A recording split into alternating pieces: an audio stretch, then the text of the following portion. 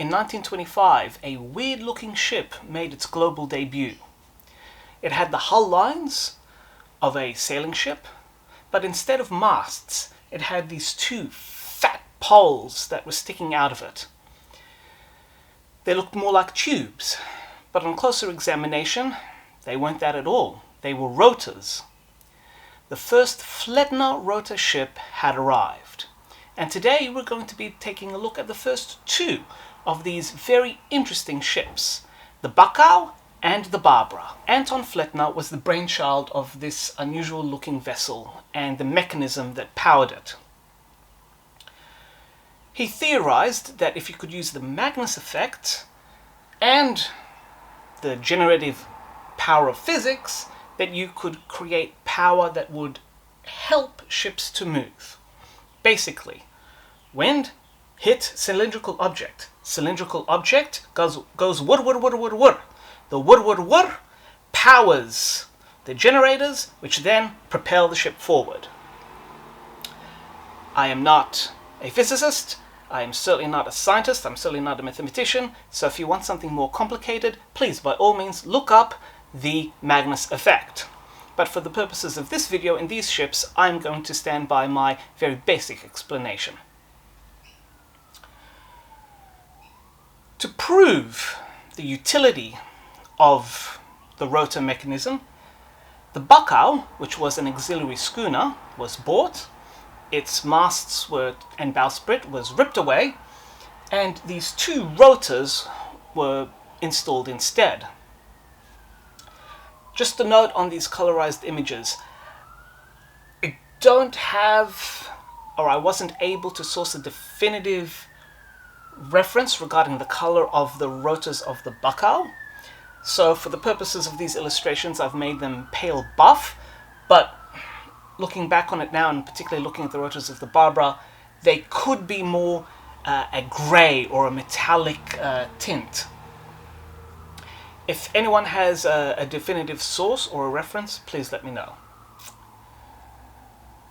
The Buckau did some traveling, and there was enough utility in the theory that the German Admiralty decided to finance a purpose-built ship using the rotors. In 1926, a specially built ship using not one, not two, but three Flettner rotors entered service.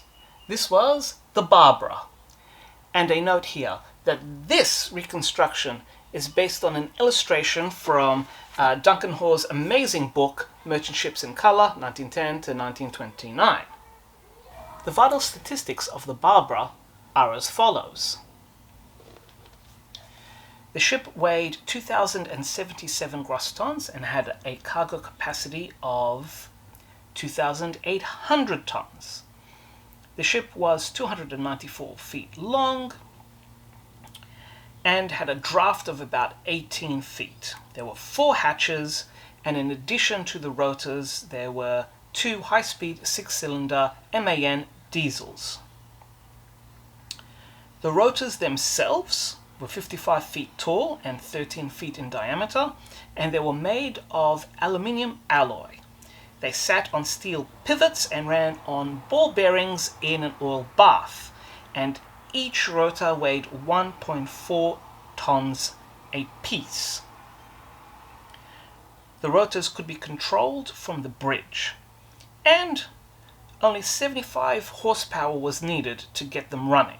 The Barbara was extensively tested, and in the trials, the ship was operated with the rotors, without the rotors, in a variety of wind conditions to understand which angle provided the best whirring for the rotors. And in general, it was found that with the rotors, the ship had a 2-knot advantage, that it could go extra 2 knots. As a cargo ship, it operated satisfactorily, but speed was key here in terms of how well the rotors could give the ship its nominal speed. At most, the ship could chug along at 10.5 knots. However, it was not designed to be a record breaker by any stretch of the imagination. It was a standard cargo ship that just happened to have auxiliary power through 3 rotors. Depending on what you read, some accounts say that 2-knot advantage was just not worth the savings. Others say that with the onset of the global depression and with the increasing number of motor ships, that the price of diesel oil needed reduced, and so any economic advantage that the rotors could have given was wiped out. It's really depending on which source you read, but the end goal was still the same. It was decided to discontinue with the rotor experiments, and both ships would lose their rotors and would go on to have careers as conventional ships. And so from here, we will now go back to the first Flettner rotor ship, the Buckau. After its 2 great big rotors were removed, it was reconverted back into a schooner. It already had a diesel engine, so it was an auxiliary schooner. The only account that I could find that definitively said how many masts this ship had was 3. So in this reconstruction, I have converted the ship into a 3-masted auxiliary schooner. The Buckau was renamed Baden-Baden, after that wonderful German spa town, and it operated as a schooner around the Central American states.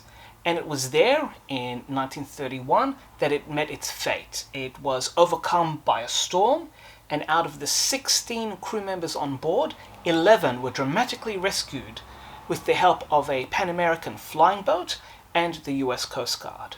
Sadly, 5 crew members lost their lives.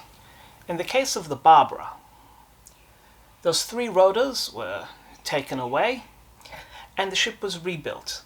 Its forward bridge and deckhouse were removed, and part of that bridge superstructure was added into the midships structure.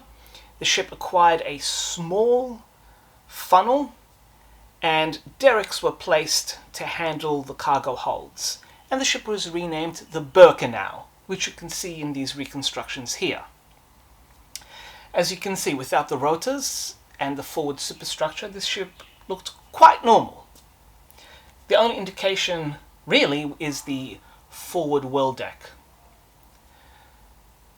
This ship survived the Second World War, and it would be sold to the Danish Skoa lines, and there the ship would have its glow-up. A raked modern bow would be fitted, the ship's hull would be repainted white, the central superstructure would be revised, and a much larger funnel would be added. Again, remember that this was a diesel ship, so this funnel was purely for aesthetic purposes. Chances are that it may have also been incorporated into the superstructure and have had some utility. I haven't seen any deck plans to prove otherwise. But again, these are reconstructed images based on actual photos of this ship. With the scow lines, this ship became known as the Else scow. And might I say that this ship looks amazing for a vessel that is almost cracking 3 decades of service, with its white hull and conventional superstructure. Also, the derricks were removed and 2 proper masts were placed, roughly in position where 2 of the 3 rotors were. The only way you could tell that this ship was an older German vessel was the rounded break at the forward well deck.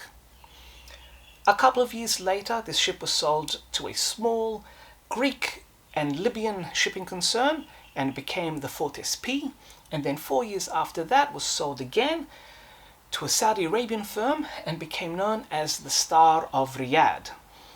I haven't been able to find any photos of this ship as a Star of Riyadh, so here's a reconstruction of the ship, largely unchanged, with still a white hull, and I've just simply given it a stock standard buff yellow black-topped funnel. I don't see any reason why anyone operating a ship in the 70s in the Arabian Gulf would have their ship's hulls anything other than white. From here, the trail gets very thin. Around 1978, the crew of this ship scuttled it. In what circumstances? I don't know. There are no photos, there are no accounts. Was it simply because that this ship was, over 50 years old at this point and it just finally decided enough was enough? Or was it an insurance sinking? We just don't know. We do know is that as the ship was scuttled, the crew were saved. And this is a fictionalized depiction of the ship sinking as the sun sets and the crew is being rescued.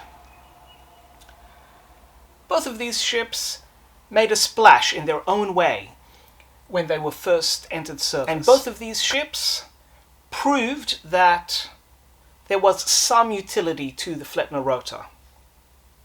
At the time, the technology was discontinued, but a century later, with many vessel operators looking to decarbonize and looking to find alternative ways of saving money, because fuel prices are only going to go up and up and up, there is a small renaissance of the Flettner rotor. And some ships are now incorporating the rotors as part of their auxiliary machinery to help, even if 1 or 2% of the operating costs can be saved, then this is being implemented.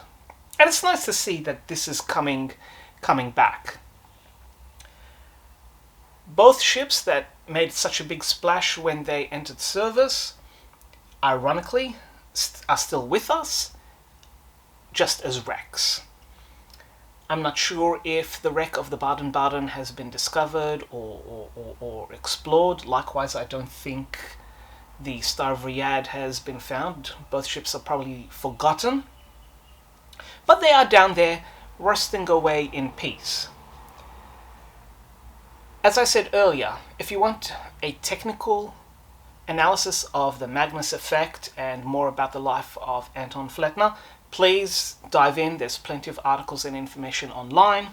For a more detailed explanation on the trials of the Barbara and what speeds it was able to achieve during the trials, please check out Lawrence Dunn. This little book is so full of information, and this was also my introduction to the Barbara. I've also linked in the description, there's a site that has some video footage, black and white video footage of the Buckau and how it looked and operated. So if you are interested in seeing that in black and white, please do check those out. And with that, we will turn the rotors off and conclude our look at those two Flettner rotor ships, the Buckau and the Barbara.